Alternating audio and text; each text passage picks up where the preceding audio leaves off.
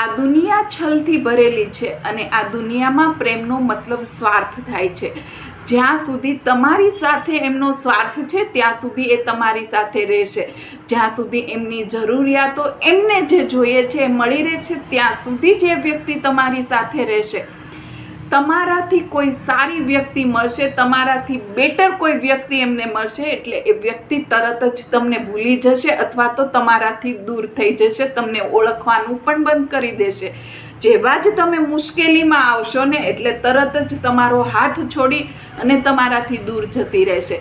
સાહેબ, આ દુનિયામાં મર્યા પછી પણ 5 મિનિટ ઘરે પણ કોઈ રાખવા તૈયાર નથી થતું.